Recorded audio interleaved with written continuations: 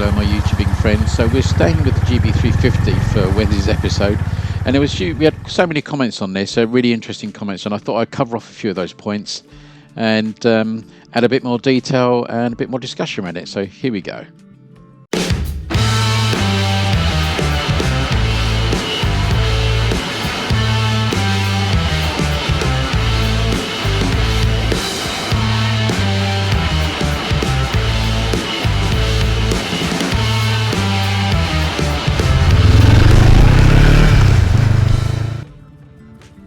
So here we go. So first of all, just say thanks for all the comments on that video. Really well received, and I love it because I always get constructive comments. I've never got anybody abusing me. Not that I don't know anybody else, but always really constructive comments. So thanks for all those. So the first thing to just to clarify, and I'm going on what Doble's said to me, and I completely trust their information on this. I mean, and I thought also that this bike, where it was manufactured, I thought this bike was manufactured in India, but this version isn't. It is actually produced in Japan, and we looked at the serial number, the engine number, VIN number, what we want to call it, and they do have the J prefix, and that specifically is for manufacturing Japan. So they do manufacture this in India, in Honda's plant in India. But I think it has a different designation, and there are some subtle differences between the two bikes. And from my perspective, when I looked at the bike in India, which is also called the Highness, there are a few subtle differences with the fixtures and fittings a little bit. And that bike in India really is styled in the classic 350 vein. I mean, Honda could have gone down the route of just really targeting the classic 350 and bringing that bike over, you know, as it is. But I think they're working on two fronts here. They're looking at the Hunter and the classic 350, and they're trying to get a bite at both bits of those markets, which I think, with the styling of this bike, they're doing very well. There's enough differences to have this as a standalone bike. You know, it is a very different product, I think, in that respect. And by that I mean it's a Honda, it's a GB350, not a clone of something else. But back to that original point, yes, this is a Japanese made bike through and through. So the next thing I didn't do was let you listen to it. So here is the exhaust sound.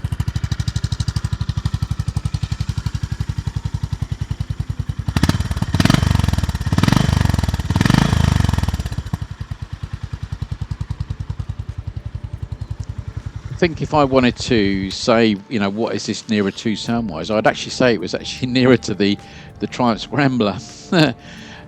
Particularly when you're on the bike. I know what my Hunter sounds like, but this has a better sound when you're on it compared to the Hunter when you're on it. The Hunter, to me, when I'm riding it, I don't like the sound so much. I always think it's a bit of a it sounds a bit like an unbaffled 125 that some youngster, I was going to say something weird, there's some youngsters whizzing around on the streets that annoys people.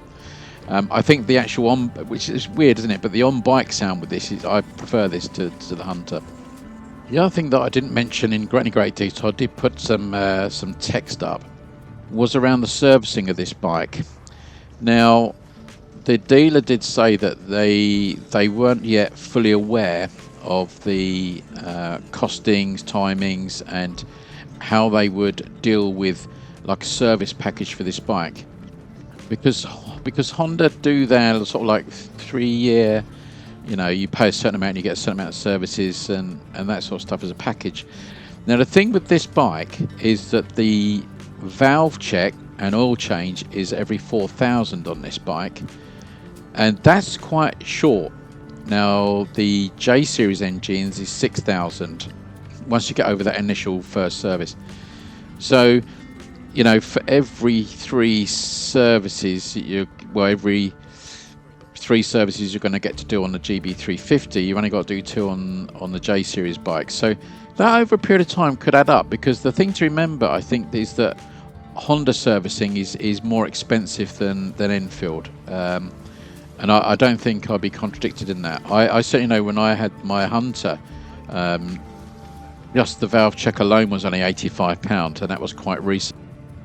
And I think the concern is that maybe those servicing packages wouldn't cover that amount of servicing on this bike. Because if you're a heavy user and you're using this bike to commute all the time, then you might have to do that service twice a year, which could get a little bit expensive. So something worth thinking about on this bike is, is the servicing cost. So if you're looking for a bike of this power and weight, what's your competition? Well, the Hunter we know, and they're very close, these two bikes. The Triumphs, the 400s, yes, they're much more powerful. I think they're more stylish to a point, but I think the only competition for Triumph here is the price. So then you've got the Classic 350. It's such a well-beloved bike in the UK. It might take some sales away, but I think the Classic 350 is such a good bike. And I'm going to stick the BSA in here because, I think the BSA, with their pricing structure and the lack of confidence in the bikes a little bit at the moment, will put this in the reach of the GB350. But hopefully BSA can pull themselves around with their new Scrambler if it comes out this year. But we'll wait to see with that. But I think that all those bikes in any of those categories, it's going to be price, isn't it? That sub £4,000 on the road for a Honda, really what's going to sell it. But where I see this bike really scoring is the customization. You trawl the internet and you see some of the stuff people are doing to it. It'll make a great scrambler. Just those little styling tweaks, the colours that Honda aren't doing, but you do yourself because the bike's so cheap. And I think that's what people will do. They will buy this bike and think, do you know what? I think I'll customize it. I'll put those chunky tires on it.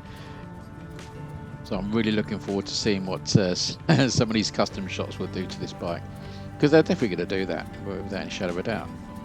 Right, the other thing that did get quite a lot of comment was the mud guards. Now, it's difficult to see how bad the mud guards were really, because it was such a crappy, horrible day that anything was going to get wet. But it obviously seems to be a little bit of an issue on this bike. I think with that tail piece, because it's such a high, that we have to conform to regulations and things in it, and they quite often on all these sort of bikes they put these real long tail sections on, which don't enhance the look at the bike. So I think probably you're going to see quite a lot of tail tidies on this one, which will improve the look. I'm pretty sure it will take that old big plastic lump out of the back of it. But the front one, not too sure. I couldn't tell you whether it's bad or not, but there was enough comment on it that it probably is a lot worse than I could see it was.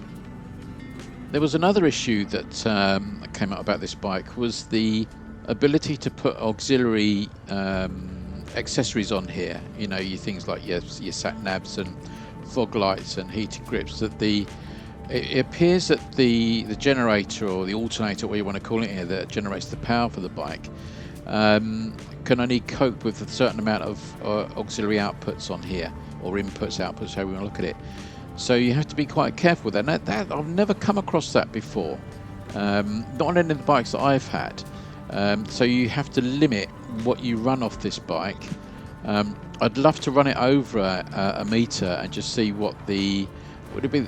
Well, I might get this wrong. The stator is putting out to the battery, and if you find that you put too many extra bits on this, whether you're going to drain them down. I mean, to be honest with you, the fog lights, I don't see much point in the fog lights. It's not a fog light sort of bike, is it? Well, the heated grips, yeah, but fog lights, so you could probably forego that. But some things which are low drain, like like the Aochi and stuff like that, what I've got on mine, and the Chigi stuff, I don't see they don't draw big current, so I think you'd be all right. But it's very interesting to run a meter over the output of this bike to see what volts we're getting from it. So I think if you're looking to run a kettle and a fridge unit of this bike, I think you might come unstuck. But it is obviously an issue, and the retailers are aware of it, and they are letting people know that as a point of fact. The other thing I didn't go in too much detail about was the suspension, and I actually, do you know what, the fact that I didn't have to mention the suspension so much was that it was actually really compliant and it wasn't an issue, and I actually found this really, really smooth.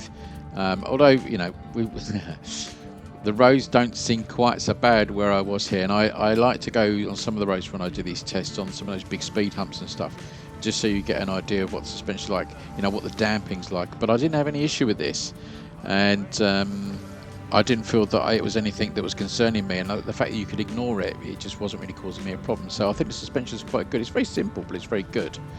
I couldn't do too much on the brakes with this bike, but they are the nice Nissin brakes, which you find on nearly all Hondas, I think, and they're going to be good regardless. And I didn't again have any complaints. It was pouring with rain, and I had no complaints in the wet.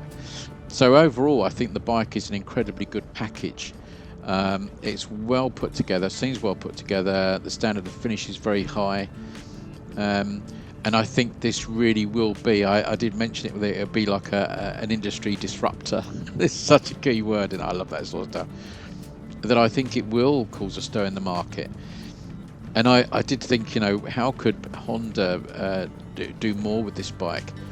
And to my mind, you know, you put the 500 twin in there that you get in the CB 500 and that, wouldn't that be a great bike? Twin pipes, you know, one either side. The only reason I thought, because well, I've got my my Tiger 90 Triumph, I just think it'd be so cool with twin pipes on it. That'd be an epic bike. And if you could get it for around sort of 5,500, I wouldn't do that, would it? Say 6,000. I think this is sell like hotcakes. So anyway, that was my just a little addition to this bike. I hope you enjoyed that, but I wanted to clarify things about the servicing cost and stuff like that.